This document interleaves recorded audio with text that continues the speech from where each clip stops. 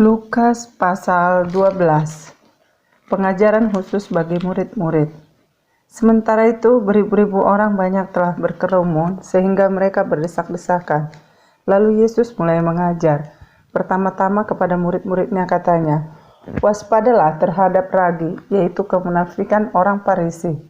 Tidak ada sesuatu pun yang tertutup yang tidak akan dibuka, dan tidak ada sesuatu pun yang tersembunyi yang tidak akan diketahui. Karena itu, apa yang kamu ketahui dalam gelap akan kedengaran dalam terang, dan apa yang kamu bisikkan ke telinga di dalam kamar akan diberitakan dari atas atap rumah. Aku berkata kepadamu, hai sahabat-sahabatku, janganlah kamu takut terhadap mereka yang dapat membunuh tubuh, dan kemudian tidak dapat berbuat apa-apa lagi. Aku akan menunjukkan kepada kamu siapakah yang harus kamu takuti. Takutilah dia yang setelah membunuh mempunyai kuasa untuk melemparkan orang ke dalam neraka. Sesungguhnya aku berkata kepadamu, takutilah dia. Bukankah burung pipit dijual 5 ekor 2 duit? Sungguh pun demikian tidak seekor pun daripadanya yang dilupakan Allah. Bahkan rambut kepalamu pun terhitung semuanya. Karena itu jangan takut, karena kamu tidak berharga daripada banyak burung. Karena kamu lebih berharga daripada banyak burung pipit. Aku berkata kepadamu, setiap orang yang mengakui aku di depan manusia, anak manusia juga akan mengakui dia di depan malaikat-malaikat Allah. Tetapi barang siapa menyangkal aku di depan manusia, ia akan disangkal di depan malaikat-malaikat Allah. Setiap orang yang mengatakan sesuatu melawan anak manusia, ia akan diampuni. Tetapi barang siapa menghujat Roh Kudus, ia tidak akan diampuni. Apabila orang menghadapkan kamu kepada majelis-majelis atau kepada pemerintah-pemerintah dan penguasa-penguasa, janganlah kamu khawatir bagaimana dan apa yang harus kamu katakan untuk membela dirimu. Sebab pada saat itu juga Roh Kudus akan mengajar kamu apa yang harus kamu katakan. Orang kaya yang bodoh. Seorang dari orang banyak itu berkata kepada Yesus, Guru, katakanlah kepada saudaraku supaya ia berbagi warisan dengan aku. Tetapi Yesus berkata kepadanya, Saudara, siapakah yang telah mengangkat aku menjadi hakim atau pengantara atas kamu?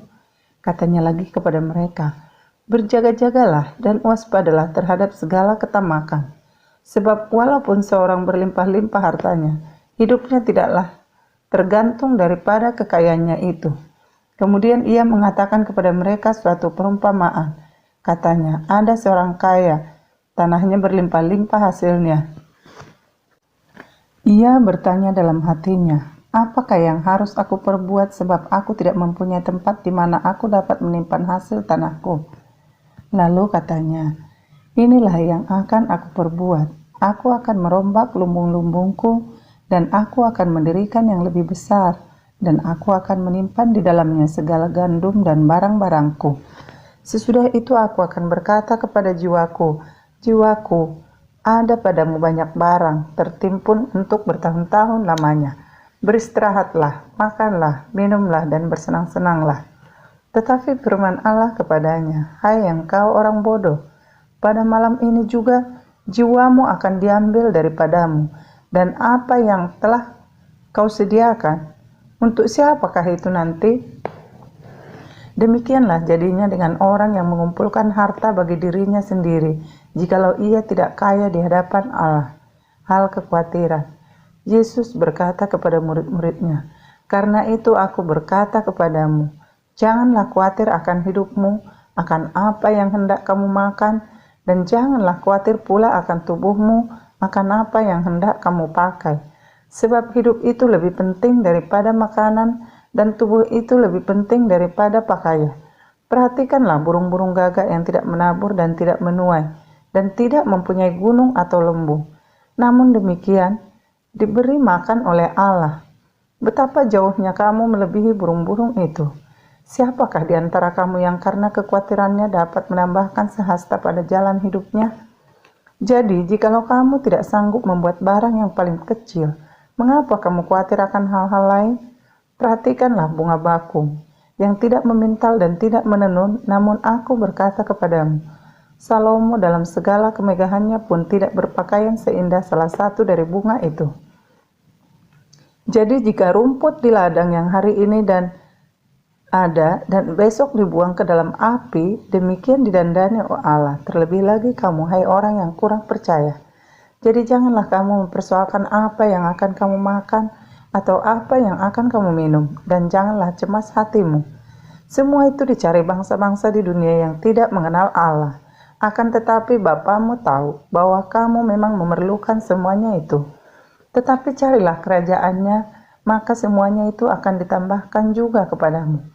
Janganlah takut, hai kamu kawanan kecil, karena Bapamu telah berkenan memberikan kamu kerajaan itu. Juallah segala milikmu dan berikanlah sedekah. Buatlah bagimu pundi-pundi yang tidak dapat menjadi tua, suatu harta di surga yang tidak akan habis, yang tidak dapat didekati pencuri, dan yang tidak dirusakkan ngengat. Karena di mana hartamu berada, di situ juga hatimu berada. Kewaspadaan. Hendaklah pinggangmu tetap berikat dan pelitamu tetap menyala, dan hendaklah kamu sama seperti orang-orang yang menanti-nantikan tuannya yang pulang dari perkawinan, supaya jika ia datang dan mengetok pintu, segera dibuka pintunya. Berbahagialah hamba-hamba yang didapati tuannya berjaga-jaga ketika ia datang. Aku berkata kepadamu, sesungguhnya ia akan mengikat pinggangnya dan mempersilahkan mereka duduk makan, dan ia akan melayani mereka. Dan apabila ia datang pada tengah malam atau pada dini hari dan mendekati mereka, berlaku demikian, maka berbahagialah mereka. Tetapi ketahuilah ini, jika tuan rumah tahu pukul berapa pencuri akan datang, ia tidak akan membiarkan rumahnya dibongkar. Hendaklah kamu juga siap sedia, karena Anak Manusia datang pada saat yang tidak kamu sangkakan. Kata Petrus, Tuhan, kamikah yang Engkau maksudkan dengan perumpamaan itu, atau juga semua orang? Jawab Tuhan, jadi siapakah pengurus rumah yang setia dan bijaksana yang akan diangkat oleh tuannya menjadi kepala atas semua hambanya untuk memberikan makanan kepada mereka pada waktunya? Berbahagialah hamba yang didapati tuannya melakukan tugasnya itu ketika tuannya itu datang. Aku berkata kepadamu, sesungguhnya tuannya itu akan mengangkat dia menjadi pengawas segala miliknya. Akan tetapi, jikalau hamba itu jahat dan berkata di dalam hatinya, Tuanku tidak datang-datang, lalu ia mulai memukul hamba-hamba laki-laki dan hamba-hamba perempuan, dan makan, minum, dan mabuk.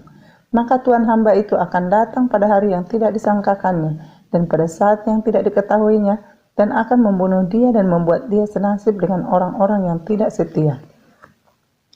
Adapun hamba yang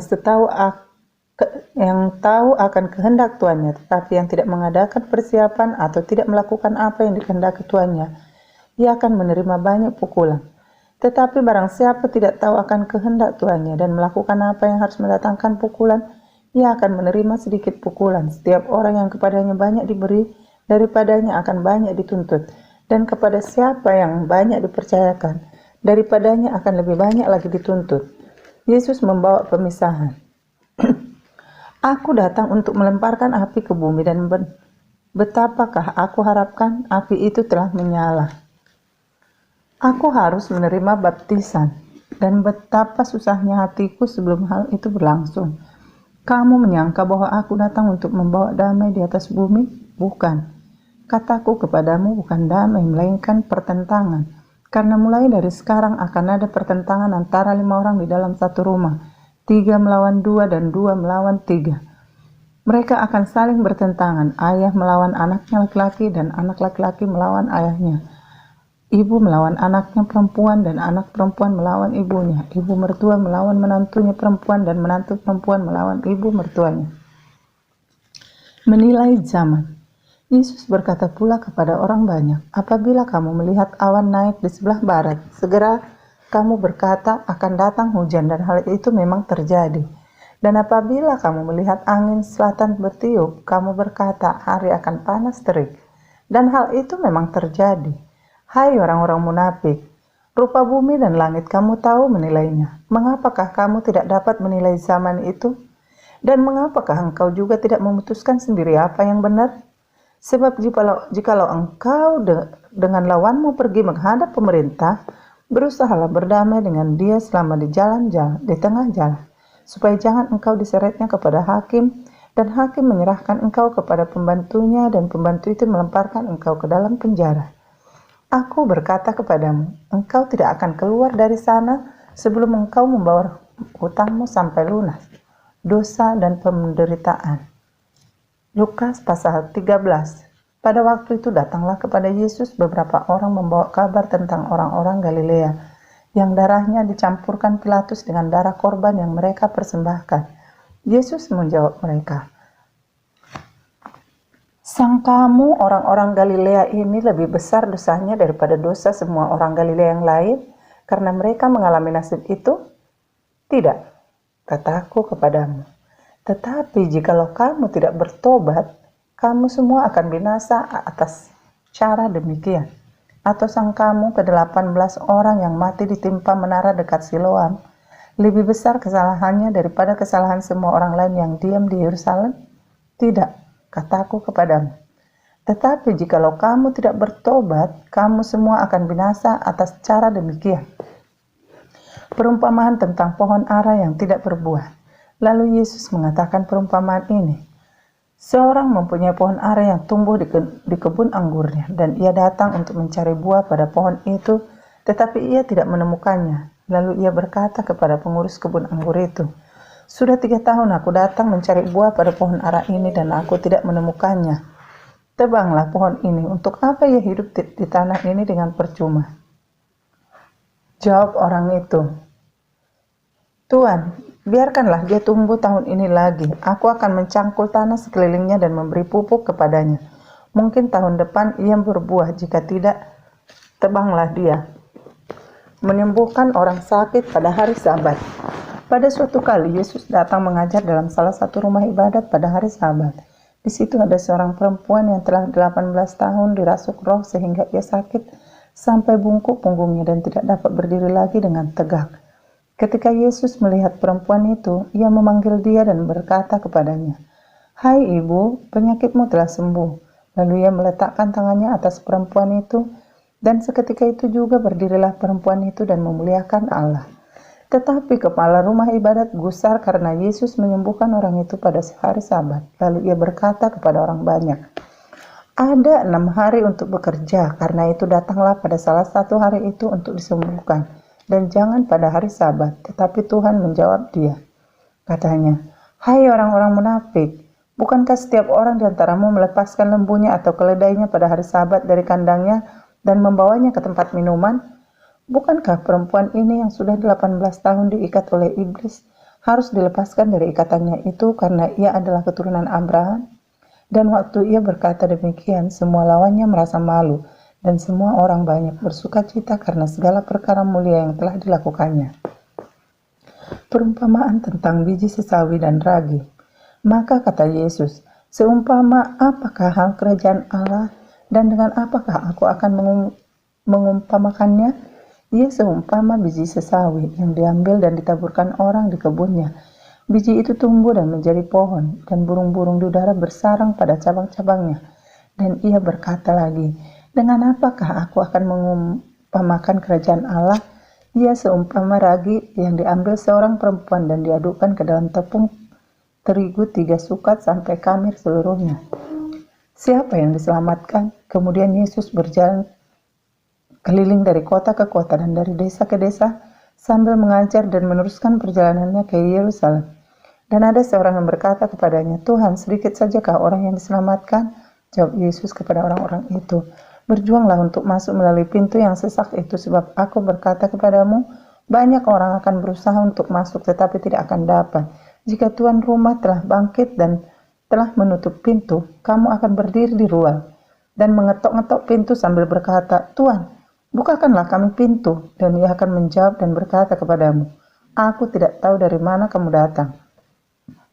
Maka kamu akan berkata, 'Kami telah makan dan minum di hadapanmu dan engkau telah mengajar di jalan-jalan kota kami.' Tetapi ia akan berkata kepadamu, 'Aku tidak tahu dari mana kamu datang, enyahlah dari hadapanku, hai kamu sekalian yang melakukan kejahatan.'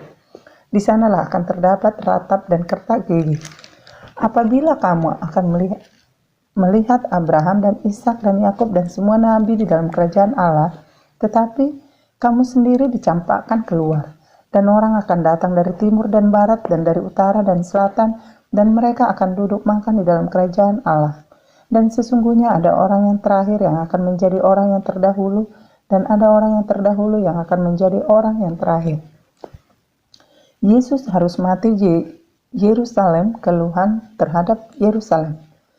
Pada waktu itu datanglah beberapa orang Farisi dan berkata kepada Yesus, "Pergilah, tinggalkanlah tempat ini karena Herodes hendak membunuh engkau." Jawab Yesus kepada mereka, "Pergilah dan katakanlah kepada si serigala itu, aku mengusir setan dan menyembuhkan orang pada hari ini dan besok, dan pada hari yang ketiga aku akan selesai. Tetapi hari ini dan besok dan lusa aku harus meneruskan perjalananku. Sebab tidaklah semestinya seorang nabi dibunuh kalau tidak di Yerusalem. Yerusalem, Yerusalem, engkau yang membunuh nabi-nabi dan melempari dengan batu orang-orang yang diutus kepadamu. Berkali-kali aku rindu mengumpulkan anak-anakmu sama seperti induk ayam mengumpulkan anak-anaknya di bawah sayapnya, tetapi kamu tidak mau. Sesungguhnya rumahmu ini akan ditinggalkan dan menjadi sunyi. Tetapi aku berkata kepadamu, kamu tidak akan melihat aku lagi hingga pada saat kamu berkata, diberkatilah dia yang datang dalam nama Tuhan." Lukas pasal 14, lagi penyembuhan pada hari Sabat. Pada suatu hari Sabat, Yesus datang ke rumah salah seorang pemimpin dari orang-orang Farisi untuk makan di situ. Semua yang hadir mengamati dia dengan seksama. Tiba-tiba datanglah seorang yang sakit busung air berdiri di hadapannya. Lalu Yesus berkata kepada ahli-ahli Taurat dan orang-orang Farisi itu, katanya, "Diperbolehkankah menyembuhkan orang pada hari Sabat atau tidak?" Mereka itu diam semuanya. Lalu ia memegang tangan orang sakit itu dan menyembuhkannya dan menyuruhnya pergi. Kemudian ia berkata kepada mereka, "Siapakah di antara kamu yang tidak segera menarik keluar anaknya atau lembunya kalau terperosok ke dalam sebuah sumur, meskipun pada hari Sabat?" Mereka tidak sanggup membantahnya. Tempat yang paling utama dan yang paling rendah. Karena Yesus melihat bahwa tamu-tamu berusaha menduduki tempat-tempat kehormatan, ia mengatakan perumpamaan ini kepada mereka. "Kalau seorang mengundang engkau ke pesta perkawinan, janganlah duduk di tempat kehormatan, sebab mungkin orang itu telah mengundang seorang yang lebih terhormat daripadamu, supaya orang itu yang mengundang engkau dan dia jangan datang dan berkata kepadamu, 'Berilah tempat ini kepada orang itu,' lalu engkau dengan malu harus pergi duduk di tempat yang paling rendah. Tetapi apabila engkau undang, pergilah duduk di tempat yang paling rendah. Mungkin tuan rumah akan datang dan berkata kepadamu, 'Sahabat, silahkan duduk di depan,' dan dengan demikian engkau akan menerima hormat di depan mata semua tamu yang lain.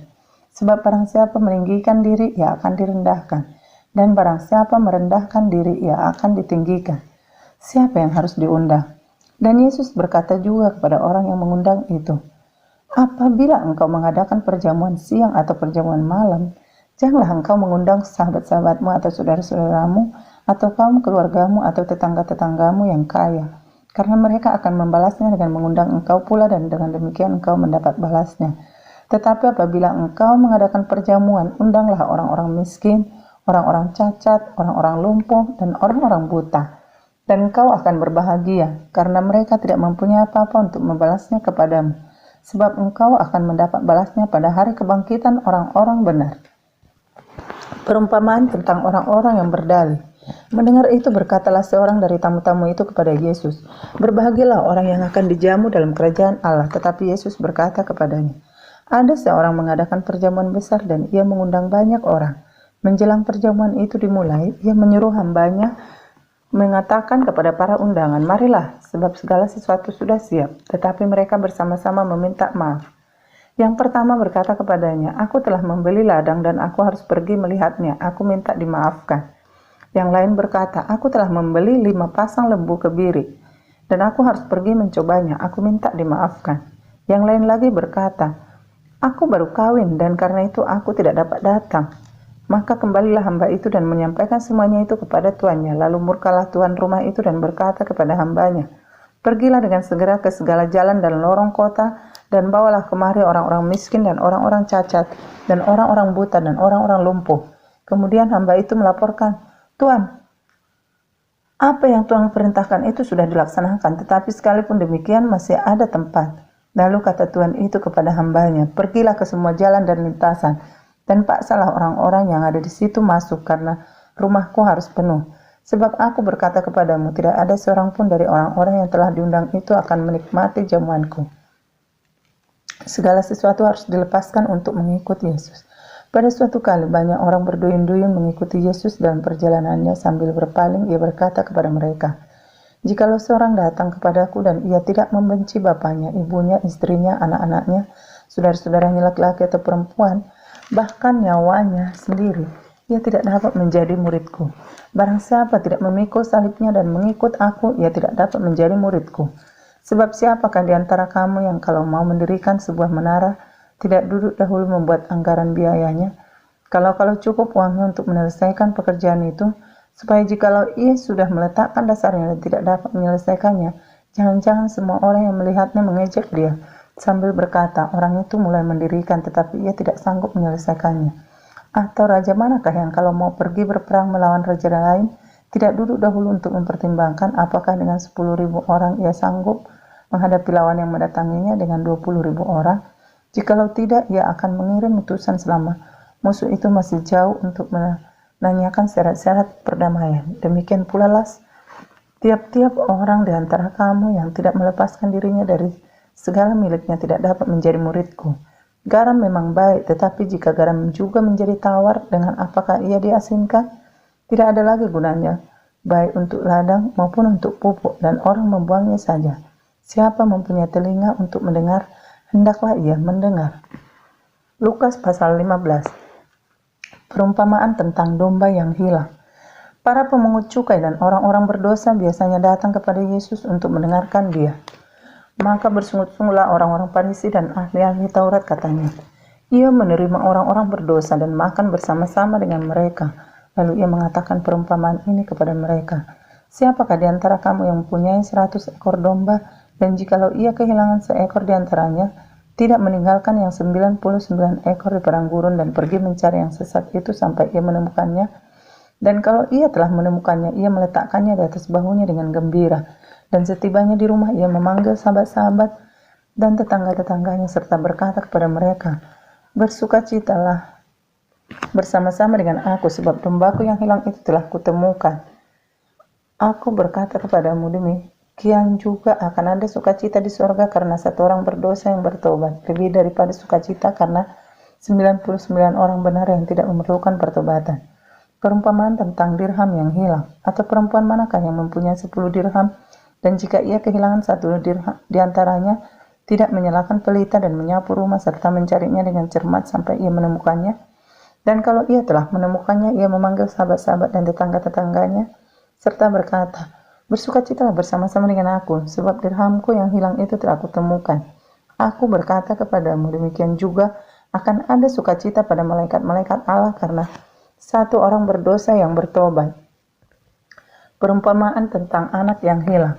Yesus berkata lagi, "Ada seorang mempunyai 2 anak laki-laki.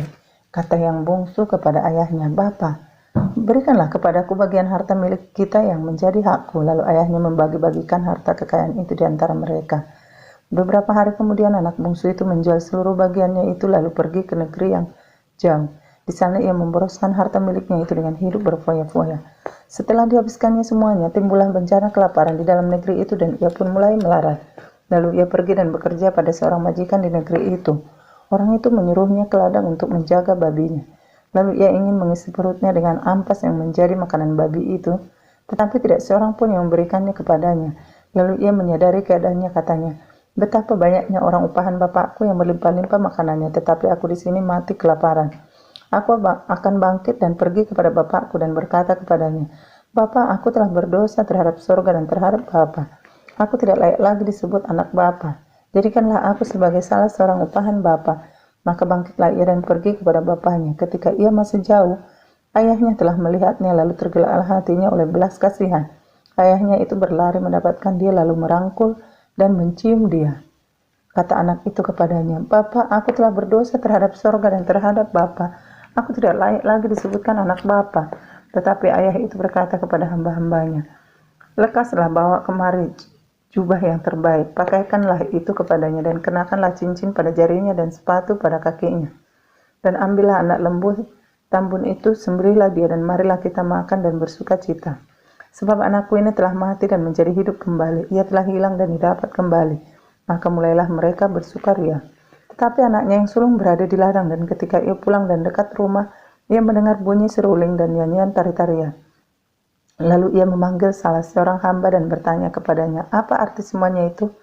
Jawab hamba itu, "Adikmu telah kembali dan ayahmu telah menyembelih anak lembu tambun karena ia mendapatnya kembali dengan sehat." Maka marahlah anak sulung itu dan ia tidak mau masuk. Lalu ayahnya keluar dan berbicara dengan dia. Tetapi ia menjawab ayahnya, katanya, "Telah bertahun-tahun aku melayani Bapa dan belum pernah aku melanggar perintah Bapa. Tetapi kepadaku belum pernah Bapa memberikan ekor anak kambing untuk bersukacita dengan sahabat-sahabatku.